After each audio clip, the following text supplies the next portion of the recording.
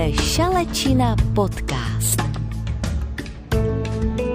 Hele, tak jsme to dokázali. 10. díl je venku a my jsme pořád tady. Vítejte u Šalečiny, přátelé. Ahojte všetci. No Filip, priznám sa, že po tom diele o OnlyFans som si nebola istá, či nás YouTube nezabanuje až do ďalšieho storočia. Ale sme tu, živí a zdraví. Prosím tě, lidi milujou historii, i když je trošku, peprnější. Ale dneska budeme slušňáci. Maja nám totiž z archivu vyhrabala věci, které vznikly úplně, ale úplně blbě. Počkaj, akože blbe? Chceš povedať, že niekto niečo totálne pokašľal a my o tom teraz ideme točiť podcast? Přesně tak. Dneska to bude o lidech, co chtěli vyrobit třeba lék na srdce a skončili u něčeho, co... k tomu se dostaneme. Prostě omyly, který změnili svět. Takže žiadne nudné definície z učebníc, ale čistá ľudská nešikovnosť, ktorá skončila revolúciou? To znie ako môj bežný deň v kuchyni. Akurát z toho zatiaľ nevznikol žiaden Nobelový patent. No, tvoje připálený topinky asi svět nespasí, Aneto. Ale představ si, že ty největší objevy historie se občas staly jen proto, že si někdo zapomněl umýt ruce nebo neuklidil v laboratoři. Fakt? Tak to si koleduje o poriadne vysvetlenie. Maja nám už v zákulisí bliká, že má pripravené prvé pikošky. Jo, Maja je dneska v ráži, takže lidi, připoutejte se. Jdeme se podívat na to, jak lidská hloupost nebo náhoda vytvořila věci, bez kterých si dneska nedokážete představit život. A možno zistíme, že aj vy ste v podstate géniovia, len ste ešte neurobili tú správnu chybu. Poďme na to. Tak schválně, Aneto. Co máš společného s válečným radarem, když si jdeš večer ohřát pizzu? Čože? Pizzu a radar? No, jedine to, že môj žalúdok vysiela signály do okolia, keď som hladná. Inak fakt neviem, kam ty mieríš. No vidíš, za všechno může jeden chlápek jménem Percy Spencer. Tenhle inženýr za druhé světové války makal na radarech. Stál u takového toho velkého magnetronu a najednou tragédie. Nehovor mi, že ho to ožiarilo a narástla mu tretia ruka. Ne, to ne, ale v kapse měl čokoládovou tyčinku a ta se mu úplně roztekla na kaši. Místo toho, aby nadával, že má zničený kalhoty, tak mu to docvaklo. Takže kým iní inžinieri riešili, ako zamerať nepriateľské lietadlá, Percy riešil, prečo má vrecka plné čokoládového pudingu. Geniálne. Přesně. Maja mi tady v podkladech píše, že hned potom zkusil k tomu radaru dát kukuřici. A víš, co se stalo? První mikrovlnný popcorn na světě, holka. To si robíš srandu. Takže my dnes v podstate používame zmenšenú zbraňovú technológiu na to, aby sme si urobili pukancet Netflixu. Jo, v podstatě ohříváš jídlo něčím, co mělo původně sestřelovat letadla. Tomu říkám efektivní využití vědy pro líný lidi, jako jsem já. Ale pozor, ono to nie je len o lenivosti. Maja tu doplňa, že tie mikrovlny sa dnes používajú aj v lekárstve na sterilizáciu. Ale ruku na srdce, Filip, pre väčšinu z nás je to proste stroj na teplé rožky. To podepisuju. Bez Percyho rozteklý čokolády bychom dodnes čekali u sporáku půl hodiny na každou blbost. No vidíš, stačí mať vrecká plné sladkosti pri drahom prístroji a môžeš zmeniť svet. Máme ešte niečo takéto vynajdené priamo v kuchyni? Hele, Aneto, znáš ten pocit, když v práci něco totálně skoníš, ale tváříš se, že to byl vlastně záměr? To je v podstate definícia môjho života. Ale v korporáte sa tomu hovorí kreatívny proces, nie? Prečo sa pýtaš? Protože přesně takhle vznikly ty žlutý lepící papírky, co máš určitě nalepený úplně všude na monitoru. Post-it bločky. Spencer Silver, chemik z firmy 3M, chtěl totiž vyvinout super silný lepidlo pro letadla. Počkaj, pre lietadlá? Takže namiesto toho, aby vyrobil niečo, čo udrží krídlo pokope, vyrobil tú vec, čo mi odpadne z chladničky hneď ako niekto silnejšie zavrie dvere. No právě, on vyrobil lepidlo, nelepidlo. Bylo to slabý, dalo se to odlepit a nezanechalo to žádnou stopu. Všichni mu říkali, hele Spencere, to je sice hezký, ale k čemu nám je lepidlo, který vlastně nelepí? Chudák Spencer musel sa cítiť ako ten najhorší chemik na svete. Ahoj šéfe, vyrobil som lepidlo, ktoré nič neudrží. Môžem dostať prémie? No a tady nastupuje Maja. Píše mi, že to lepidlo leželo v šuplíku několik let, než přišel jeho kolega Art Fry. Ten zpíval v kostelním sboru a hrozně ho štvalo, že mu ze zpěvníku pořád vypadávaly záložky. Aha, takže on si natrel tie záložky tým zlým lepidlom a zrazu to fungovalo. Držalo to, ale ničilo to strany v knihe. Geniálne vďaka spevokolu. Přesně.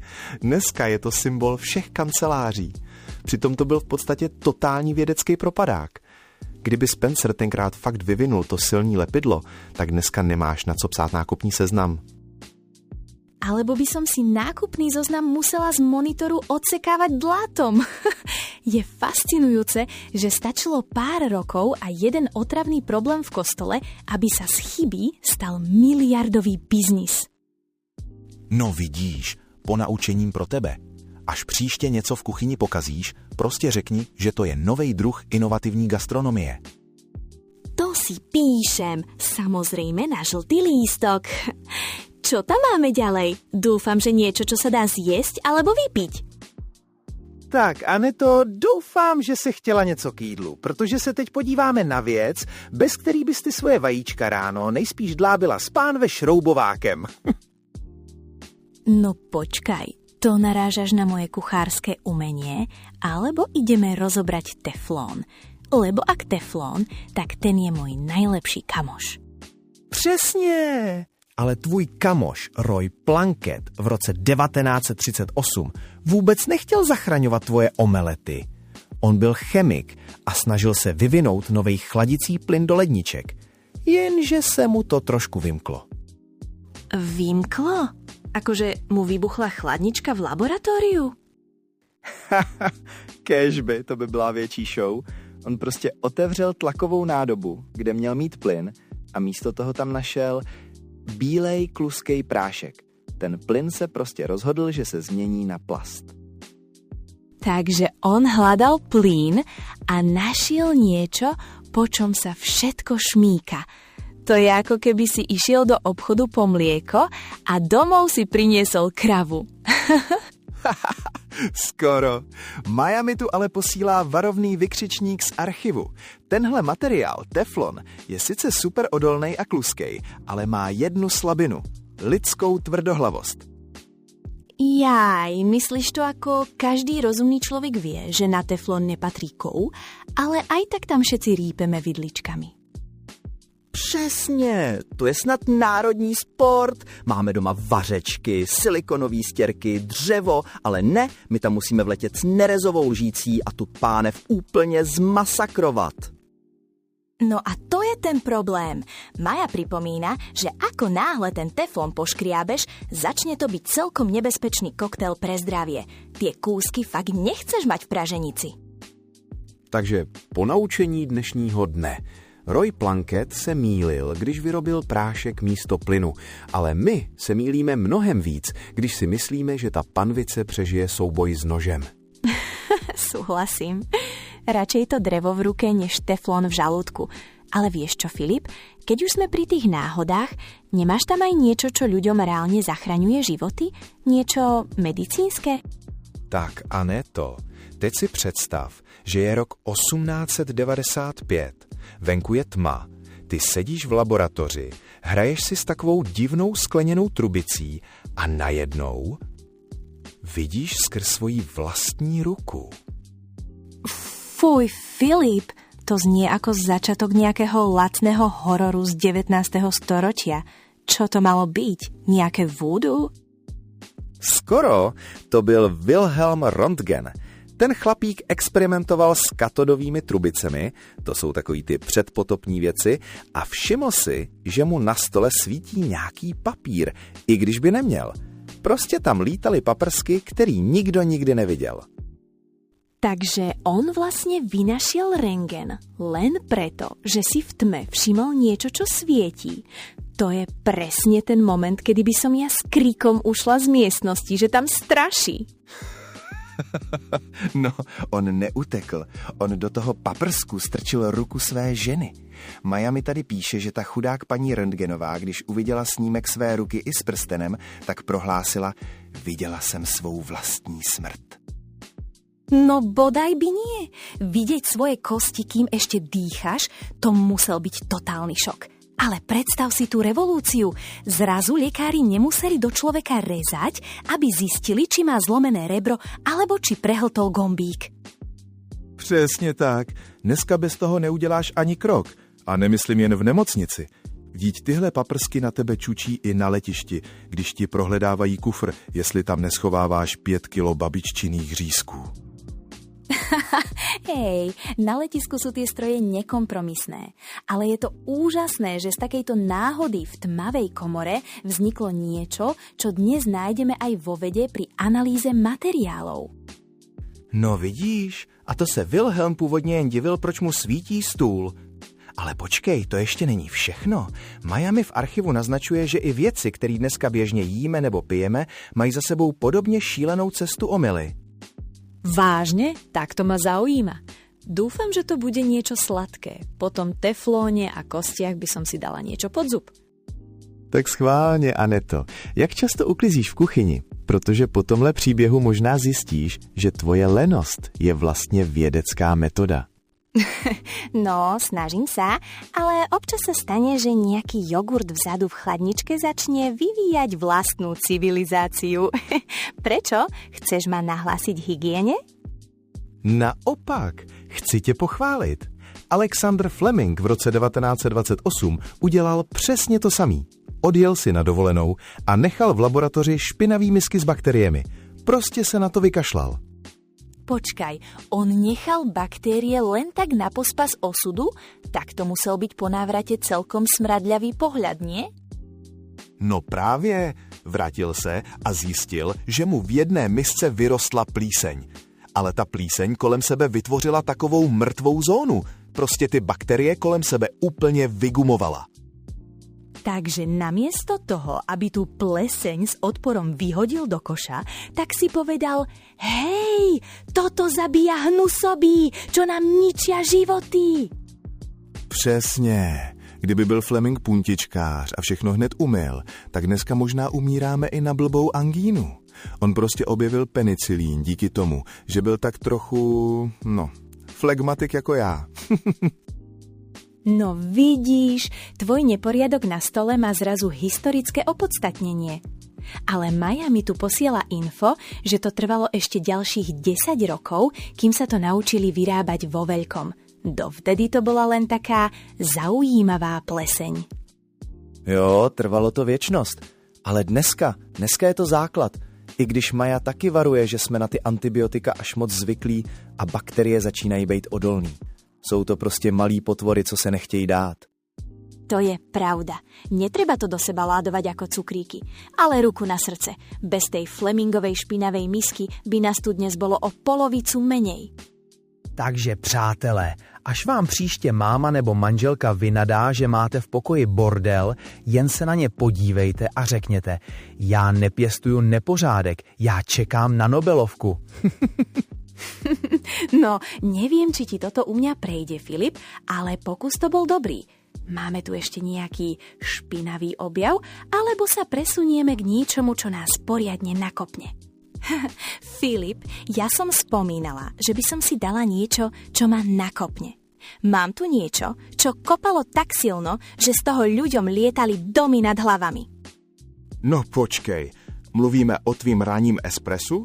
Nebo o něčem nebezpečnějším? O Alfredovi Nobelovi. Ten chlapík sa snažil skrotiť nitroglycerín. Vieš, to je tá tekutina, na ktorú sa stačí škaredo pozrieť alebo o ňu zakopnúť a bum! Celá ulica je v lufte. Jo, to byly časy, kdy doprava chemikálií byla v podstatě sebevražedná mise. Alfred fakt hledal způsob, jak to převážet a nevyletět u toho do stratosféry. A potom prišla tá náhoda. Maja mi píše, že sa mu pri preprave jedna nádoba rozbila. Nitroglycerín vytiekol priamo do tej hliny, v ktorej boli fľaše zabalené, do takej špeciálnej kremeliny. Takže místo toho, aby ho to okamžitě rozmetalo na kusy, tak se ta tekutina prostě vsákla do toho prachu? Presne tak. Alfred zistil, že vzniklo niečo ako modelovacia hlina pre dospelých. Mohol si to tvarovať, hádzať o zem a ono to vybuchlo až vtedy, keď si ty chcel. Prvý bezpečný dynamit bol na svete. Takže nebýt jedné rozbité flašky a trochy špinavého balení, tak se dodnes bojíme i kýchnout u krabice z chemii. Alfred měl speklo štěstí. To teda mal a vtipné je, že z tých peňazí za tento omyl máme dnes Nobelové ceny. Takže vlastne veda a mier stoja na jednej rozbitej fľaši výbušniny. Vidíš to, Aneto? Zase ta špína a nepořádek. Nejdřív plíseň u Fleminga, teď rozlitá chémie v hlíně u Nobela. Já ti říkám, uklízení je nepřítel pokroku. Ty si fakt nedáš pokoj. Ale vieš, čo je ešte zaujímavejšie? Že tie omyly sa nekončia len pri výbušninách alebo liekoch. Máme tu ešte ďalšie veci. Filip, odlož ten dynamít, mám tu niečo lepšie. Povedz mi, čo urobíš, keď ťa v reštaurácii totálne vytočí nejaký hosť, čo si stále vymýšľa? No, jako slušnej flegmatik bych mu nejspíš s úsměvem plivnul do polévky. Ne, dělám si srandu. Samozřejmě bych se snažil být profík. Proč? Lebo v roku 1853 jeden kuchár menom George Crumb tento profi prístup úplne zahodil za hlavu. Mal tam totiž hostia, ktorý mu 3-krát vrátil pečené zemiaky, že sú vraj príliš hrubé a blátivé. No to je klasika. Takovej ten typ, co ví všechno nejlíp a i v michelinský restauraci by hledal chybu na příboru. Tak co s ním George udělal? Vyrazil ho? Horšie, povedal si, že mu ukáže. Zo zlosti tie zemiaky nakrájal na také tenké plátky, že boli skoro priesvitné. Hodil ich do horúceho oleja, vypražil ich až na kosť a tak ich osolil, že by to zabilo aj koňa. Takže mu v podstatě naservíroval talíř plnej slanýho dřeva, aby ho vytrestal. To je geniální pasivní agresivita. Presne, čakal, že ten host sa urazí a odíde. Ale k jeho totálnemu úžasu ten chlapík ochutnal, rozžiarili sa mu oči a zakričal, že to sú tie najlepšie zemiaky, aké kedy jedol. Počkej, takže první bramburky na světě vznikly jako pomsta? Žádnej recept, žádná věda, jenom jeden fakt naštvaný kuchář. Presne tak. Maja mi tu z archívu píše, že sa z toho stal okamžitý hit pod názvom Saratoga Chips. Dnes to chrúme celý svet pri telke a nikto netuší, že za to vďačíme jednému protivnému zákazníkovi. No vidíš to? Takže ponaučení pro dnešek. Buďte na lidi v kuchyni hnusní. Možná díky tomu vynaleznou něco dalšího k pivu. No, radšej to neskúšaj, lebo namiesto čipsov dostaneš maximálne tak účet a zákaz vstupu. Ale je to sranda, že toľko vecí vzniklo, keď niekomu proste rupli nervy. To je fakt. Maja nám tady ale bliká, že se blížíme do finále a má pro nás poslední kousek skládačky o omylech. A tentokrát je to něco, co máš možná v kapse. Tak Aneto, slíbil jsem ti něco, co máš v kapse. A vsadím se, že po těch čipsech se ti to bude hodit. Žvejkačka. No to rozhodne, ale nehovor mi, že aj tá vznikla tak, že niekto omylom stúpil na roztopený asfalt. Skoro! Thomas Adams chtěl v roce 1869 vyrobit náhradu za gumu na pneumatiky. Měl takovou tu lepkavou šťávu z mexických stromů, čikl, a doufal, že na tom zbohatne v autoprůmyslu. Počkaj, takže ja teraz v podstate prežúvam niečo, čo malo byť pôvodne na kolesách traktora? Přesně. Adams byl totálně znechucený, protože ty jeho pneumatiky stály za starou bačkoru. Ale pak si vzpomněl, že v Mexiku tu hmotu lidi normálně žvejkají. Tak tam šoupnul cukr, trochu arómy a prásk. První fabrika na žvejkačky byla na světě. To je úžasné. Človek chce urobiť revolúciu v doprave a nakoniec skončí pri tom, že vyrába bubliny z ovocnej príchute. Maja nám tu ale do slúchadiel hádže ešte rýchly zoznam ďalších šialeností. To musíme prebehnúť. Jo, to je jízda. Třeba takovej Listerín. Dneska si tím vypláhneš pusu, ale původně čistič podlah a lék na kapavku. Čože? Tak to dúfam, že receptúru odvtedy aspoň trošku upravili. Inak mi práve strpli ďasná. Alebo taká plastelína Play-Doh. To bol pôvodne čistič tapiet od sadzí z uhlia. No fakt? Až když lidi přestali topit uhlím, tak zjistili, že si s tou hmotou vlastně radši hrajou děti. Nebo legendární Viagra, původně lék na vysoký krevní tlak. Doktoři se divili, že ten tlak sice nic moc, ale pacienti mají, jiný vedlejší účinky. No, povieme to diplomaticky. Liek na srdce sa stal liekom na úplne inú životnú energiu. Je to neskutočné, koľko vecí okolo nás je vlastne výsledkom toho, že niečo proste nefungovalo tak, ako malo. Přátelé, a to je přesně ono. Pokud se vám dneska něco nepovedlo, nezoufejte. Možná jste právě vynalezli něco, o čem budeme mluvit v 20. díle našeho podcastu. Presne tak. Ďakujeme, že ste s nami vydržali až k 10. epizóde. Ste úžasní. Ak sa vám náš pokec páčil, určite nás odoberajte na YouTube, hoďte nám follow na Spotify a napíšte nám do komentárov, aký omyl sa podaril vám. Jo, sdílejte nás, lajkujte, šiřte tuhle naši československou jízdu dál. Maja už uklízí archiv, takže pro dnešek padla. Majte sa krásne, experimentujte a hlavne nič nevyhadzujte. Možno je to váš budúci miliónový vynález. Ahojte! Čau příště!